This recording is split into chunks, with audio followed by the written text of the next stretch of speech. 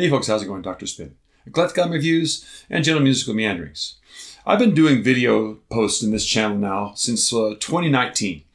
But this video channel is an outgrowth of a blog that I've kept since 2011. I've been doing album of the year and music reviews since all that time. And I kind of came to the realization towards the end of last year that that's a decade's worth of music that I've been covering since 2011. 2021, of course, being 10 years.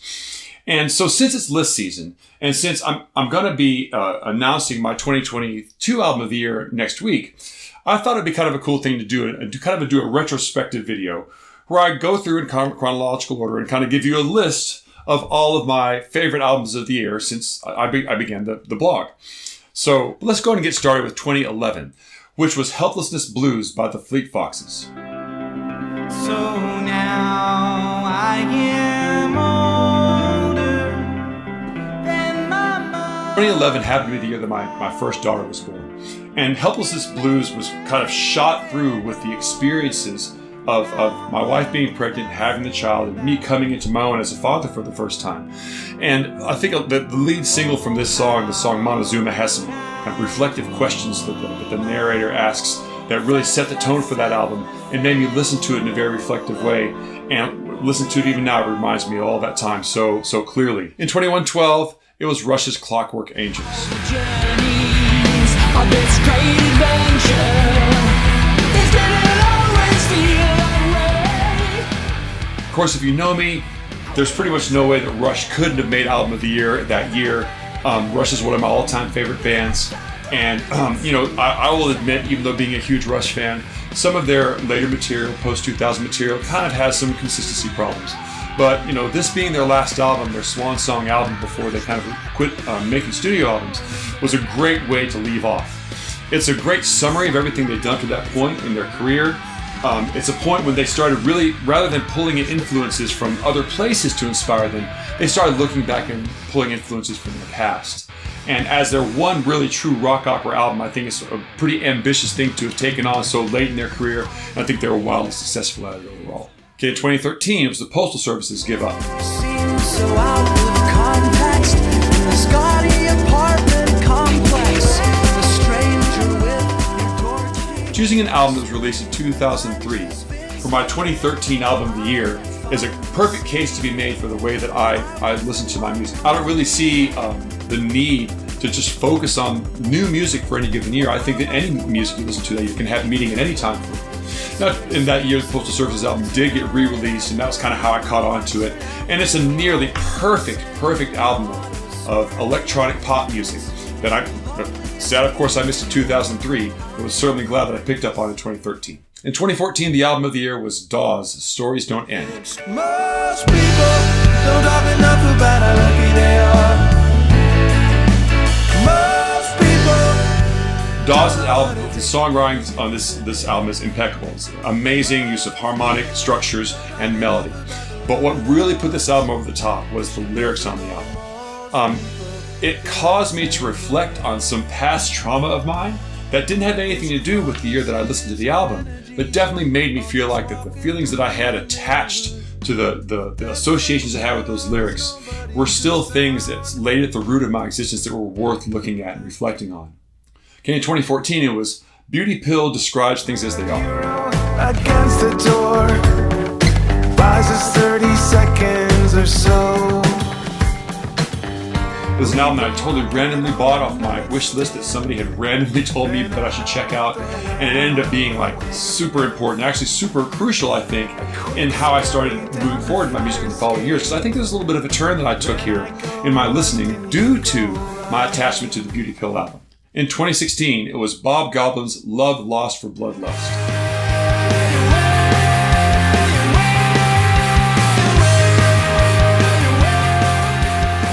Bob Goblin's 2016 comeback album pretty much picks up exactly where they left off in 1997. Still the same wall of guitars and all that things that made 12-Point Master Plan so great are still here, but more nuanced and more textured and just generally more mature. Has the same kind of bratty, defiant Green Day energy with all the precision and intensity of Rush. This is a great match stylistically that I think that makes this album really stand above a lot of other things. A lot of whenever I pick up the albums of the year, it also has to do with how I associate memories with it. And with me going back to the Denton area and that album coming out at the same time I was moving back up there, it all seemed far too serendipitous. In 2017, my album of the year was Seabuckthorn's Turns.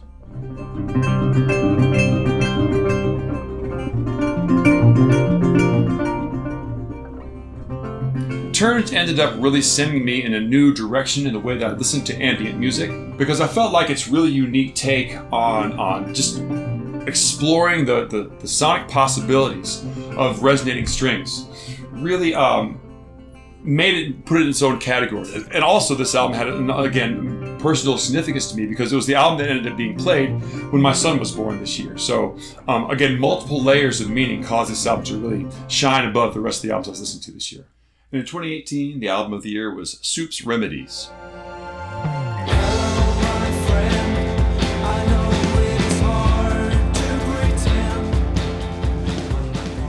Soup had a very compelling mix of what progressive rock and post-rock that I think really spoke to me strong that year, and again carried throughout the year as one of those instances where it became very clear that no matter how many times I listened to it over the course of the year, it would attach itself to experiences and became very deeply ingrained in the warp and the woof of my life that year. And on top of that, incredible music from beginning to end, lots of really amazing cathartic moments. It really made the best of the genres that it seems to have pulled from. The 2019 album of the year was Pohja Konn's self-titled full-length.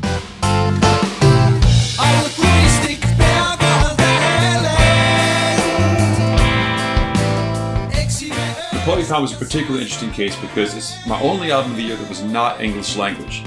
And there's some barriers involved with that I put a post out about earlier, and that actually resulted in Pohja Konn re-releasing this album very soon with English lyrics. I'm kind of proud of that.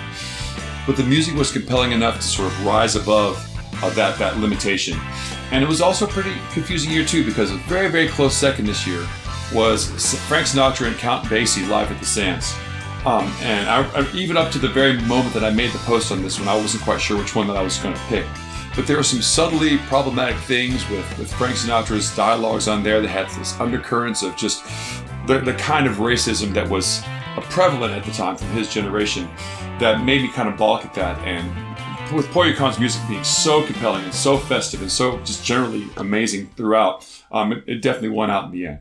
But that conflict caused me to kind of rethink a little bit how rigorous I was being with my album of the year. So the following year, at the end of 2020, I started playing with some brackets towards the end of the year, and that resulted in 2020's album of the year being Kate Davis's Trophy. Think about dreams I've had, happy or sad or the middle. Sometimes about you with. Now, 2020 was a bizarre year for everybody. I think it pretty much stands to reason. And I spent a lot more time in proximity with my family. So the album of the year had to be one that ended up being kind of accessible across the board.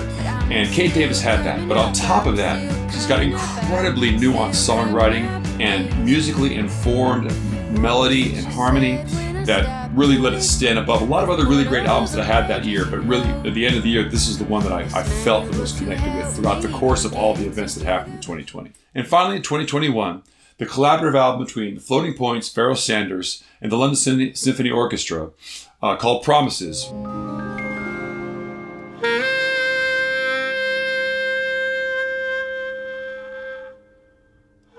And again, this is an album that had so many layers of experiences to it, and it kind of sat on the shoulders a little bit of Seabuckthorn from previous years as being like an ambient album that could function both as background music, but also had enough intellectual depth that could be intriguing just to sit down and focusing listen. That's 10 years worth of albums of the year.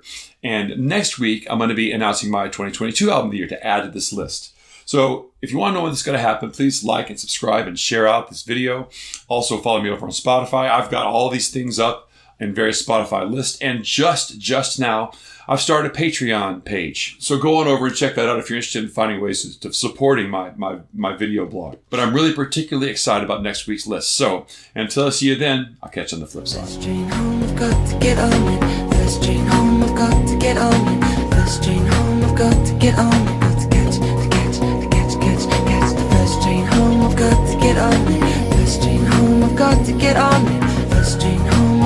get on the first train home. Da da deo, deo, da deo, da.